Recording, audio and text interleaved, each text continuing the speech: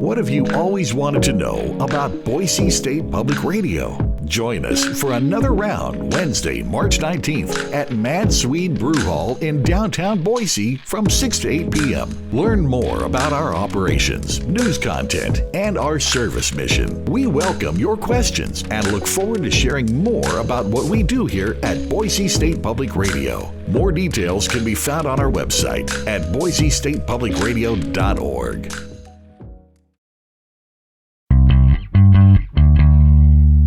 From the studios of Boise State Public Radio News, I'm Gemma Gaudette. This is Idaho Matters. The current legislative session has seen some notable bills regarding health here in Idaho.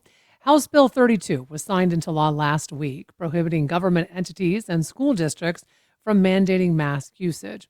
Senate Bill 1031, which passed late last month, changes the powers and duties of state district health boards. And Senate Bill 1023 also made headlines, aiming to limit emergency powers during public health crises by tweaking the Coronavirus Stop Act. So, what does all of this mean for Idaho? Dr. David Pate, former CEO of St. Luke's Health System and the co-author of the book Preparing for the Next Global Outbreak, is here today to talk more about all of this. Hi, Dr. Pate. Hi, Gemma.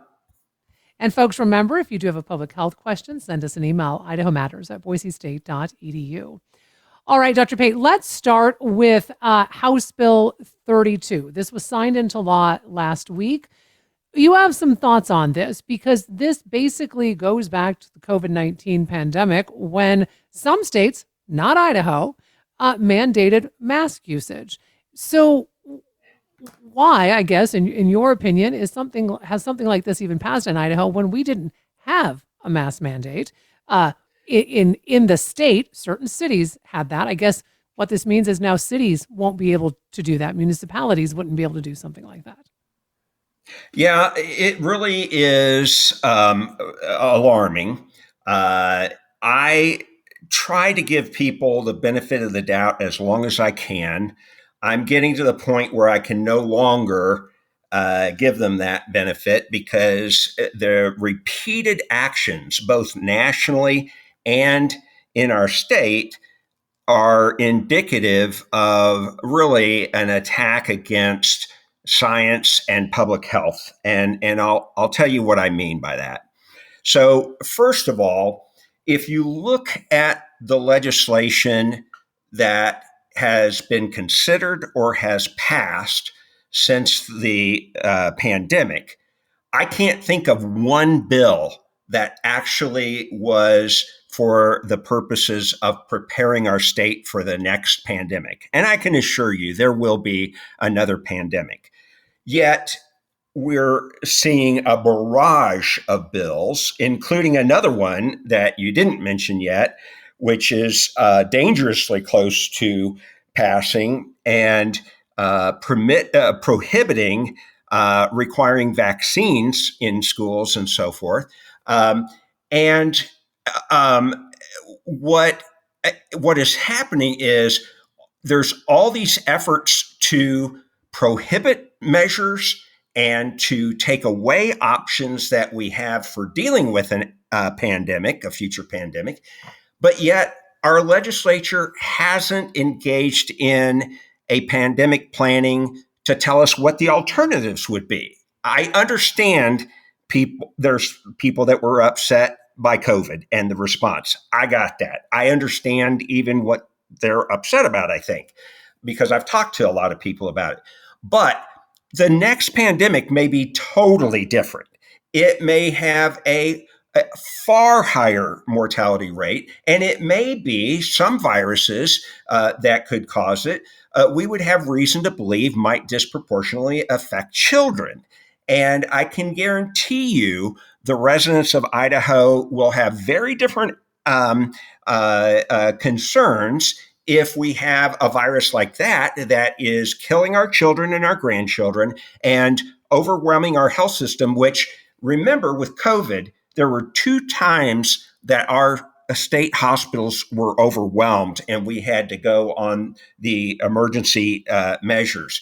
That would happen far sooner, and we have far fewer options if the demand was for children care rather than adults. We have much less flexibility. We have much less capacity. And to my knowledge, no one's preparing for that. So I could feel better about what the legislature was doing if they already had a plan and said, okay, we're not going to do this, but we're going to do this to get prepared. I don't know what they plan to do. And there are plenty of issues that shouldn't be political hot potatoes. Like, for example, okay, if you're not going to require vaccines and you're not going to require masks in schools, yet we're facing a virus that's transmitting among the school children and bringing it home, then what are we going to do?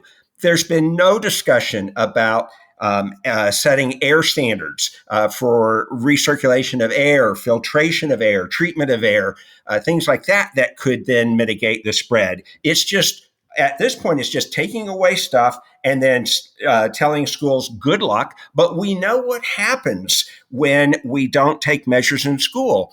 We get high percentages of students out ill. We also get teachers out ill. And then the very thing that upset people one of the most about closing in-person schools has to happen because there's just too many people sick. So we need to be more thoughtful. And right now, we're just kind of doing crazy things that are just going to make it hard for us to respond in the future. Well, and getting back to your point, Dr. Pate, about what so many parents were upset about with COVID was the shutdown of in-person school for many kids. And yet you just noted that, learning stops if people get sick, right? And we don't even have to talk about COVID. My youngest child's school closed down for a day just last month because too many staff and too many kids were out sick. This had to do with the flu. It had to do with there was potential whooping cough, right?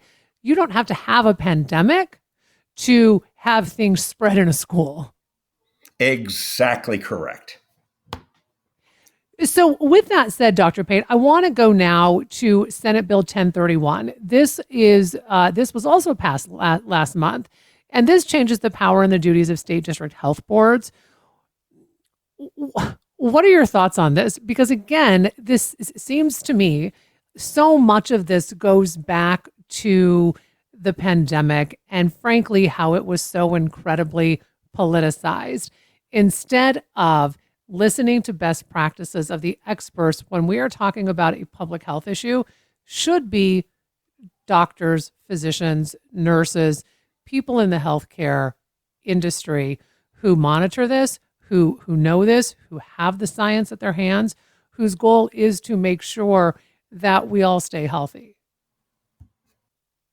Well, that's right. And so what is happening with that bill is taking away many of the powers of the public health districts, which, okay, that could be a decision that Idahoans want.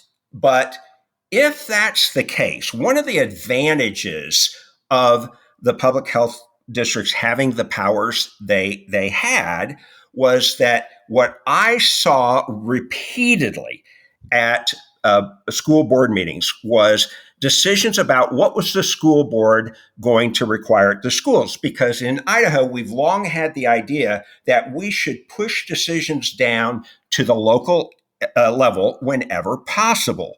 But instead, what the schools were saying is, well, we don't really need to take this measure because if it was really that important, the public health district would have required it or the state would have required it. Well, no, the way it's set up is that decision goes to the schools. So, but what is happening now is the legislature's trying to take away these powers. And when you do that, and that might be the right call, but when you do that, then you have to be clear to people that that doesn't mean that taking the precautions aren't important. It just means that we're not going to require them. And to do that, you have to give people accurate information. And what the legislature wants to do by virtue of some of these bills, because I've read many of them that contain absolute misinformation, is that they want to take away the authorities, but they won't put any restrictions on the misinformation. I would be happy if they took away the authorities from public health districts if they at the same time said, and public health districts, you cannot be spreading misinformation. You have to put out we're not going to have anti-vaxxers on our public health boards anymore if they don't have authorities. So we have to give people the right information so that they can make their own decision about what they want to do. And when people have the correct information and decide not to do something and then get sick or die, well, that's their rights. But when we give people the wrong information and then they decide not to take the intervention and then a family member dies, as recently happened, it is anguishing to listen to these families when they find out they've been duped. So, Dr. Pate, moving forward, we could potentially see another pandemic. I mean, let's talk about where we are with avian flu right now, because as you mentioned, the signs are showing that if this were to be a pandemic, and I don't want to worry anyone or freak anyone out, but I do think that we do have to talk about the possibility of something like this, and the fact that it's kind of showing that this could, as you mentioned, hit children much more, be much more serious for children than COVID was, right? So, well, that's right. When we put laws in place like this, without, as you said, a legislature willing to really dive into the science and the health and maybe come up with alternatives, what is your biggest concern when we're looking at where we are with avian flu right now? Well, avian flu is a great example. I too don't have any idea whether it's going to turn into a pandemic. But I can also tell you there's been at least 3 instances where I can think of where avian influenza viruses did cause pandemics. So it would not be unheard of. Whether this particular one will or will not, I don't know. But here is the great case in point.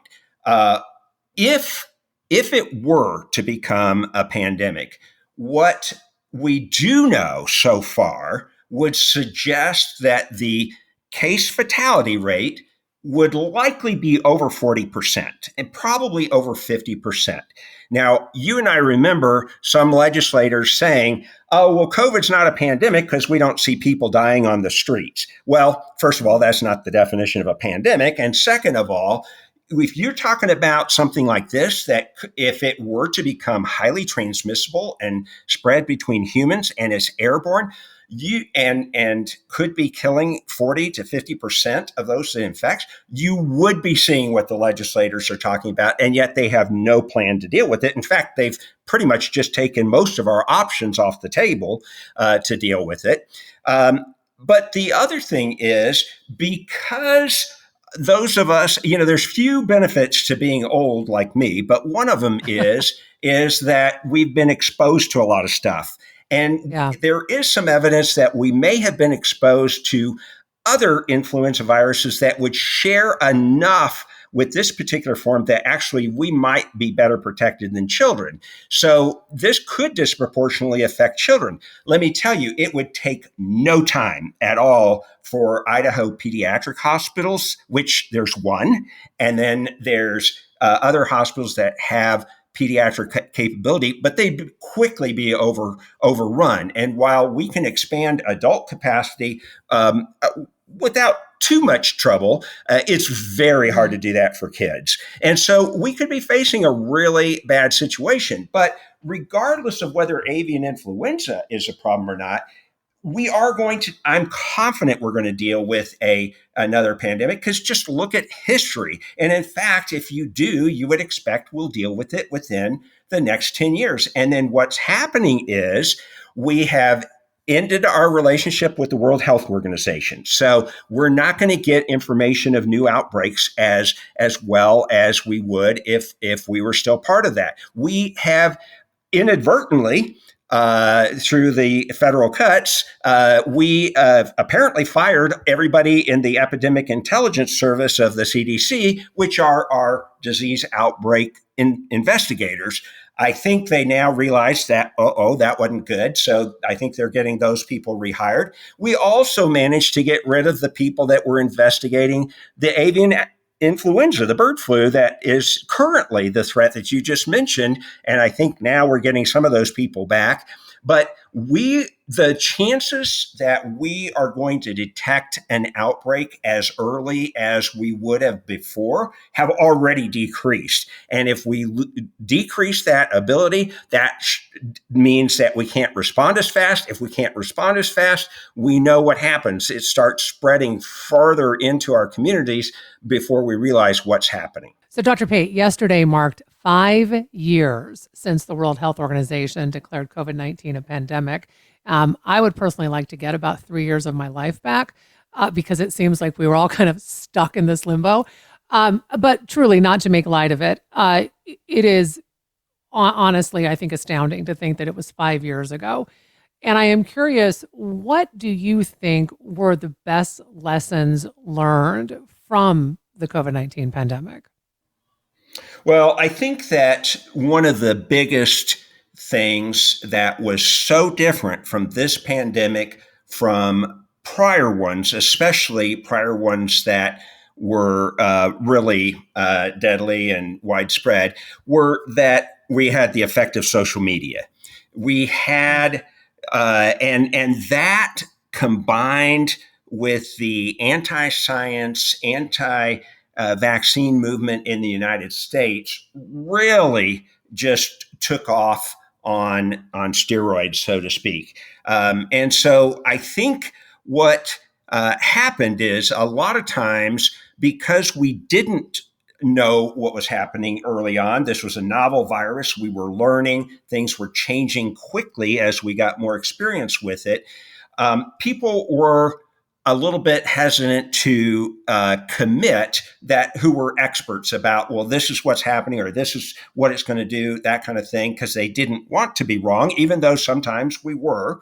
But what that did is it allowed people to take that narrative and run with it who were intentionally spreading misinformation. And so one thing is we've got to get ahead of that. And for those people that are interested in facts, we've got to figure out a way to clearly communicate those a lot more effectively than we did. The second thing, I think the most surprising lesson for me was, as someone who had run hospitals and a health system for many years, and had done pandemic planning repeatedly, I always thought we could count on the federal government with the national strategic stockpiles because I thought they had tons of stuff there and that we could get what we needed. Turns out that really, after they were largely exhausted after the 2009 swine flu pandemic, much of it was not replaced, and it turned out, surprisingly, there wasn't very much there. And so I think that means states have to think about what do they need to do in terms of preparing supplies and so forth. We seared into my brain as the images of the nurses at the New York hospital with garbage bags over them as their PPE because we couldn't get that. The other thing is we have to understand the supply chain better, the global supply chain for key things, medicines, medical supplies. Largely, those come from China. And if if we were actually in a war, say a trade war with them, or maybe the pandemic is affecting their society, and many of these manufacturing plants are down and so forth. If we're dependent upon China and just one country, we're going to be in trouble. The other next most major country is India. And so we have to understand these supply chains and how can we make sure we get vital supplies. You and I have talked over the last 5 years numerous times about the various medicines and so forth that were in short supply. We need a plan. And again, I see our governments, both state and federal, doing all these things to take away possible protections. But where's the discussion about what we're going to do to improve our ability to respond to a future pandemic? So, what would you say, Dr. Pate, are the biggest misses, maybe lost opportunities from the COVID-19 pandemic? Well, one thing was that amazed me because I was in training when AIDS first appeared. I was treating patients. I didn't know what was wrong with them, but it was scary as heck seeing the patients because we hadn't identified any of this yet. But the research that happened around that was very impressive, but it took many, many years for us to understand. This was unprecedented, the global scientific community cooperation and how much we learned about COVID and this virus in such a short period of time. That was a huge success. So was the operation that was launched by the Trump administration for the vaccine. That was an amazing scientific accomplishment. So we need to learn from those things. But right now, what we're doing is, as part of this attack on science, is we're decreasing the funding for research. We are making it harder for universities to do research by taking funding away. And we're probably driving future scientists away from those careers. And we're going to pay for it. The scientific development that we have made have just been tremendous, but those are all threatened. So we need to figure out, what are we going to do about supply chains? What are we going to do about protecting children in schools? For example, air handling. There's lots of options for us. And what are we going to do about scientific ability to advance our thinking about this, come up with better vaccines, come up with better antivirals, those kinds of things. I want to turn now to what's going on with the measles outbreak, Dr. Pate. It started in West Texas. There were cases in New Mexico, and not just today. We know it's now spread to Oklahoma. There have been a couple of cases reported in Oklahoma. We know a child has died. We know, I believe, someone in New Mexico post-mortem was diagnosed with measles.